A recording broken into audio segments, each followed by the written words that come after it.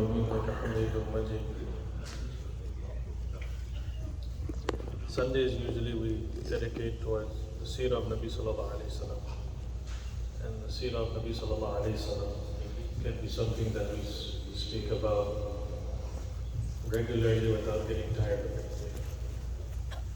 The Seera of Nabi Sallallahu Alaihi Wasallam is something that we can look to increase our love for our beloved Prophet Sallallahu Alaihi Wasallam.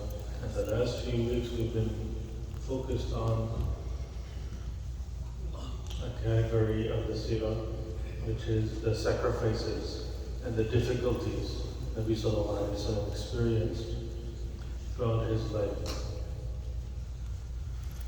The historians, especially those who dedicated themselves towards compiling the Seerah, they truly did all of us a huge favor in this compilation. For example, we've been covering for many weeks now just the topic of sacrifices and the difficulties Nabi Sallallahu Alaihi Wasallam experienced in his life. There is another category of the Seerah which speaks about the moments when Nabi Sallallahu Alaihi Wasallam smiled. There's another compilation just on when Nabi Sallallahu Alaihi Wasallam had tears coming out of his eyes. And we can just imagine the fact that, and let us all appreciate that our Prophet Sallallahu Alaihi Wasallam, the amount of detail that we know about him, Sallallahu Alaihi Wasallam, no other religion can say that regarding their prophets or their individuals that they hold in high esteem. The Christians, they even debate what, even though they depict Isa alayhi salam, we're not in favor of that, but they cannot even agree on that imagery either. If you go to different parts of the world, some might depict Isa alayhi salam as a white man with blue eyes and blonde hair. Other areas of the world will depict Sayyidina Isa alayhi salam as a browner man. And what I'm trying to say is that we have great detail of how even our Prophet Sallallahu Alaihi Wasallam looked like. And it is very uniform. It is agreed upon. The narrators of those hadith, they mention in great detail what our Prophet Sallallahu Alaihi Wasallam looks like. One thing we can appreciate is that even though we have it, we have this detail of what our Prophet ﷺ looked like, we never attempt to depict him how the Christians did to Isa alayhi salam. It's very simple. Anyone can go to, and we have experts in the field who draw people. But that is one category and which we will never infringe on, the actual depiction. In some parts of the world we have, we're not going to say the group, but they depict Sayyidina Hassan and Hussein radiallahu anhu.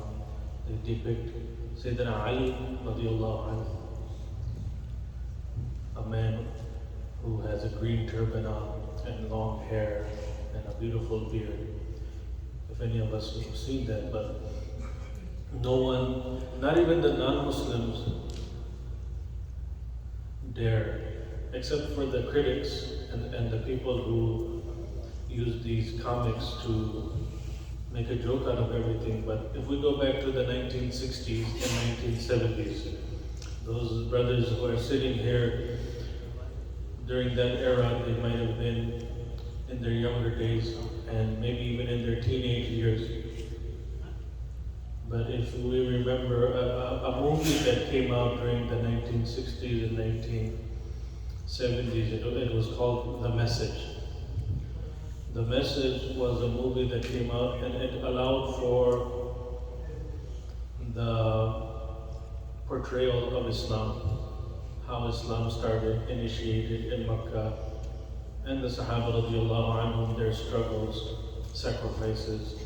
Yes, we're not in favor of actors playing out Sahaba radiallahu anhum, but there's dual sides to this. There's the pros and cons. The cons might be that as Muslims during that era, and it was a huge strike, huge protest took place against the movie, The Message. In fact, there was probably many fatwas from different fatwa departments against the movie. But one thing it did do, it allowed for many Westerners who might have been non-Muslims to use that as maybe a stepping stone towards their introduction to Islam. Many years later, we can see that hindsight, right? Hindsight is 2020. So what I'm trying to say is that maybe initially we might not see the benefit of things, but Allah subhanahu wa ta'ala's plan is perfect. And Allah subhanahu wa ta'ala has a plan. The story is very authentic in The Message. Very authentic story. No one can find any fault in the storyline. Similarly, other series have also been produced, such as an Umar series. If any of us were able to appreciate the Umar series, I personally went through the whole series, and I enjoyed it for the Arabic content. And also, again, the storyline is very authentic. It's not romanticized, it's not dramatized, very authentic storyline. And what I'm trying to say here is that in these movies and these acting, no one dare act out the character of Nabi Sallallahu Alaihi Wasallam. The high level of respect even non-Muslims showed when they produced the movie The Message. So again, we know a great deal of our beloved Prophet Sallallahu Alaihi Wasallam. We've been focused on the sacrifices, the difficulties Nabi Sallallahu Alaihi Wasallam experienced throughout his life. Even though Nabi Sallallahu Alaihi Wasallam experienced difficulties and sacrifices throughout his pre-prophethood life, as well as during his prophethood era, the Nabi Sallallahu Alaihi Wasallam stood firm. He never gave up on the responsibility of calling people towards Allah. Nabi Sallallahu Alaihi Wasallam is truly a beautiful example for all of us.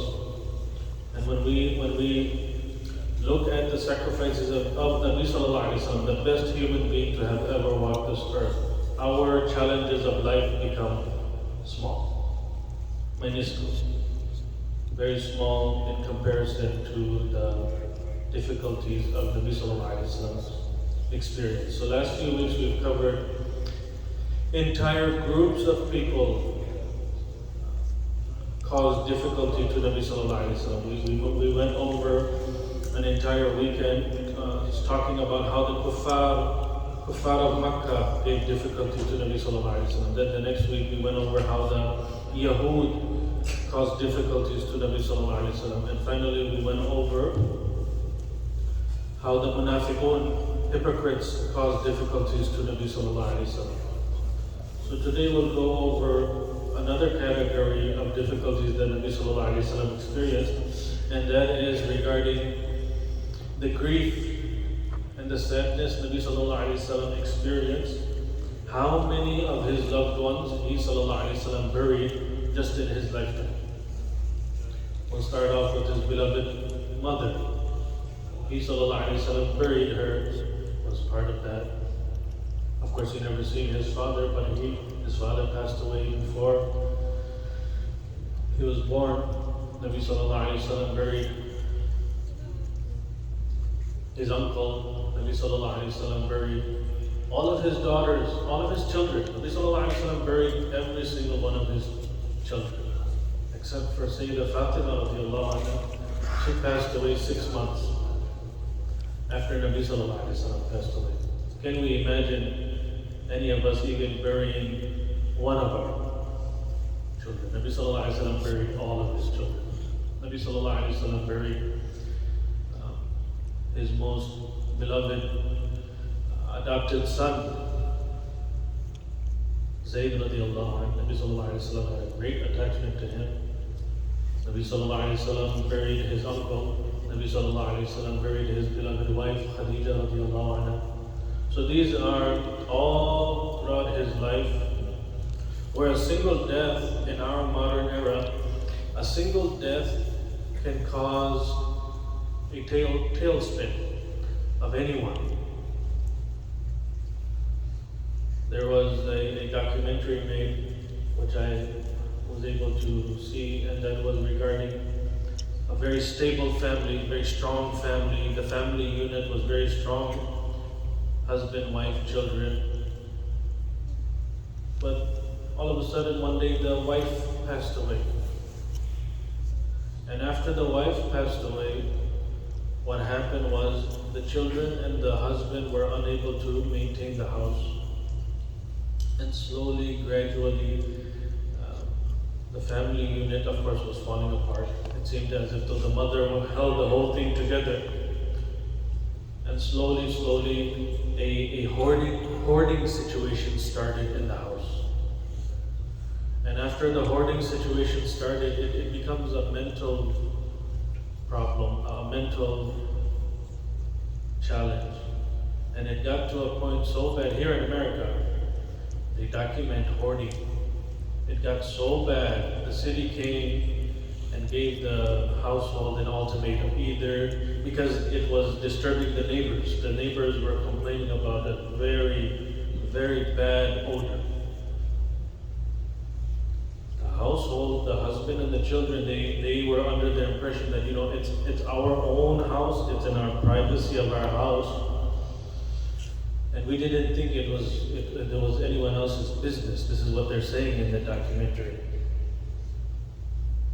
So the city came and they gave them a warning. Finally got to a point where the city said that either you clean up or we have to demolish your house. We have to level it. And then the documentary comes, the crews came and they cleaned it up within a week or so. But what I'm trying to say is that that family unit, a single person died, and everyone in the household lost it. Mentally, they lost it. So imagine Nabi sallallahu alayhi wa sallam burying so many of his loved ones. The narration mentions regarding Sayyidina Hamza radiallahu anhu. Sayyidina Hamza radiallahu anhu, we know he was martyred, very brutally mutilated during the battle of Uhud. Nabi sallallahu alayhi wa sallam seen his body that was mutilated to a very gross condition. The narrator of the hadith is Anas radiallahu anhu. He said, لما كان يوم أحد مر رسول الله صلى الله عليه وسلم بحمزة رضي الله عنه وقد جدع أنفه ومثل به فقال لولا أن تجد صفية في نفسها تركته حتى يحشره الله من بطون السباع والطير فكفن في نمرة إذا خمر رأسه بدت رجلاه وإذا خمرت رجلاه بدا رأسه فخمروا رأسه. The condition and the situation of Hamza radiallahu anhu, it caused great grief, very severe grief to Nabi sallallahu alayhi wa sallam. It caused so much grief. Nabi sallallahu alayhi wa sallam, when Nabi sallallahu alayhi wa sallam, after the battle of Uhud, went and found the body of Hamza radiallahu anhu, Sayyidina Hamza radiallahu anhu's nose was cut off, his body was severely mutilated. And Nabi sallallahu alayhi wa sallam said, if it was not that the sister of Hamza radiallahu anhu wouldn't be saddened, Nabi sallallahu alayhi wa sallam said that I would have left the body of Hamza radiallahu anhu where it was, so that animals and wild animals and birds, vultures basically, would consume the body of Hamza radiallahu anhu. And then on the day of judgment, Hamza radiallahu anhu would come out from the stomachs of wild animals and birds.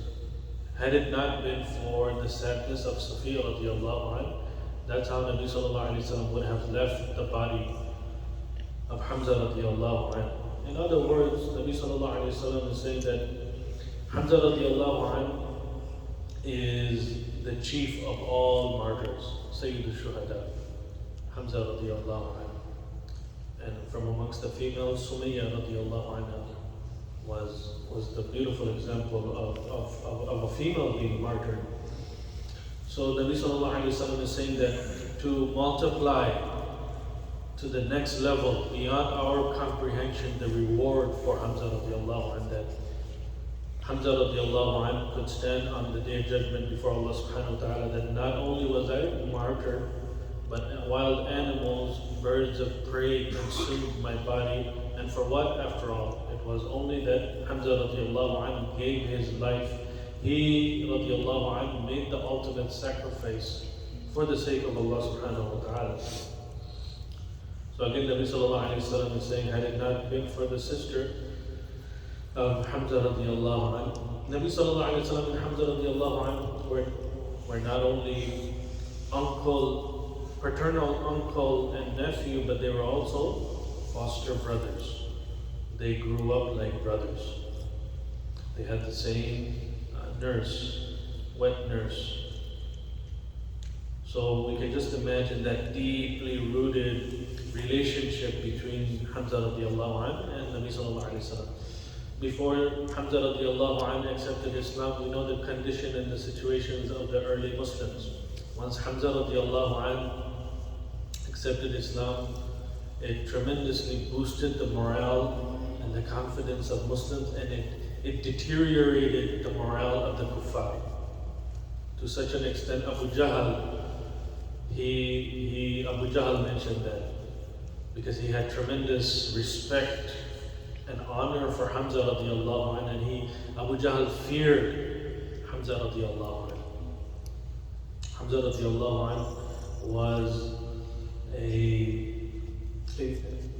the historians mention that he was a single individual, and different narrations also mention that once the Sahaba radiallahu anhu, they returned back from the Battle of Uhud. Of course, the female companions that were left behind, after they found out that their husbands were killed in Uhud, the natural emotions came out. The females started crying, but Nabi sallallahu alayhi wa sallam noticed that there's no one crying for Hamza radiallahu anhu, because the historians, they mentioned Hamza radiallahu anhu was a single individual. And I mean, we can talk about this history and this part of the seerah, but one thing we can mention is that the grief and sadness that Nabi sallallahu alayhi wa sallam experienced, it was to a limit. Nabi sallallahu alayhi wa sallam left behind a beautiful example for all of us. He sallallahu alayhi wa sallam did not go beyond the limit of mourning. That is what we should take away from this. And we'll just conclude with, okay, what is the limit of mourning? And what is the limit of expressing grief? We all are human beings. We all lose our loved ones. And sometimes we may be burying our own parents. Maybe we will be burying our own children. So how do we demonstrate grief? We learn that also from the seerah and Nabi sallallahu alayhi wa sallam's own personal experience. Anas radiallahu anhu narrates, دخلنا مع رسول الله صلى الله عليه وسلم على أبي سيف القين وكان ذكرى لإبراهيم عليه السلام فأخذ رسول الله صلى الله عليه وسلم إبراهيم فقبله وشمه ثم دخلنا عليه بعد ذلك وإبراهيم يجود بنفسه فجعلت عينا رسول الله صلى الله عليه وسلم تذرفان فقال له عبد الرحمن بن عوف رضي الله عنه وأنت يا رسول الله؟ فقال يا ابن عوف إنها رحمة ثم اتبعها بأخرى فقال صلى الله عليه وسلم إن العين تدمع والقلب يحزن ولا نقول إلا ما يرضى ربنا وإنا بفراقك يا إبراهيم لمحزونون. Nabi sallallahu alayhi wa sallam lost his son. Nabi sallallahu alayhi wa sallam, of course, was tearing up. And Abdul Rahman ibn Auf, a great companion, of Nabi sallallahu alayhi wa sallam, he mentioned that, Ya Rasulullah, you also cry. You also cry on losing loved ones. And Nabi sallallahu alayhi wa sallam said, yes, our eyes tear up, our hearts are saddened, but we don't say anything that will cause displeasure to our Rabb. And Nabi sallallahu alayhi wa sallam said, with this separation we are greatly saddened, O Ibrahim. Can we imagine? And this brings back my own experience. I buried my own son. Ibrahim lived to be 2 years old. Ibrahim alayhi salam, the son of Nabi sallallahu alayhi wa sallam. My son lived for a week. So that is my own personal. It brings back many loved ones joined me in my burial of my son. But I personally went inside of the grave of my son and placed him inside the pit of the grave. And I always tell people, as a reminder for my own self, my name is already on a tombstone. It says, my son's name was Anas, and it says, Anas, the son of Ihsan, Abdul Qayyum, buried here. So again, it's not to show emotions for my own sake, but of course we're highlighting here the experience of Nabi Sallallahu Alaihi Wasallam. We cannot say enough praising Nabi Sallallahu Alaihi Wasallam. One thing we can do at the minimum is let us all dedicate a portion of our day. It is critical that we dedicate a portion of our day, our daily lives, to sending salutations on Nabi Sallallahu Alaihi Wasallam. Salat ala Nabi, whether it's in the morning, whether it's throughout our entire day, whether it's before we go to sleep. As believers, we have to just look at our own selves. In the last week, how many times have we sent Salat ala Nabi Sallallahu Alaihi Wasallam? If we ever are true to our words that we love our Prophet Sallallahu Alaihi Wasallam, we will set aside time on a daily basis to send Salat ala Nabi. Finally, in conclusion, we will say that a person who is granted the opportunity to send Salat ala Nabi, it is truly a tremendous favor by Allah on that person. And if anyone is deprived of sending Salat ala Nabi, then truly that person is a real individual who is a real loser in this world and in the hereafter. So let us dedicate a portion. I always notice that after we have this spiritual side of our religion where there is a mentor and then the disciple. So usually the mentor will prescribe a daily ritual to the disciple or someone who is trying to improve themselves spiritually. And usually that student takes it very seriously what his sheikh says. Most of us sitting here are not, we never took a pledge or bay'ah by any sheikh. So what I'm trying to say is here that we don't have to wait for a sheikh to tell us to send Salat ala Nabi. Just like we don't have to wait for anyone to tell us to pray 5 times a day, or to give zakah when it's due, or perform hajj, or fast during the month of Ramadan. This is something that we already know we have to do. So let us take sending Salat ala Nabi to the next level of importance, and let us make it a part of our daily lives. May Allah subhanahu wa ta'ala give us the tawfiq. Wa akhiru da'wana alhamdulillahi rabbil alamin. جزاك الله خير يا شيخ.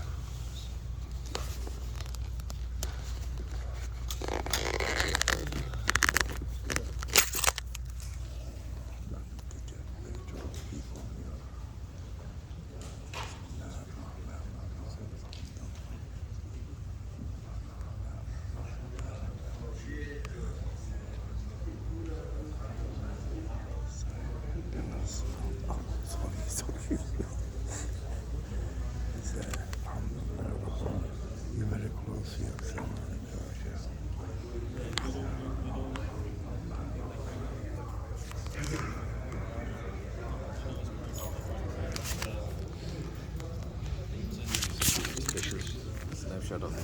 امسك.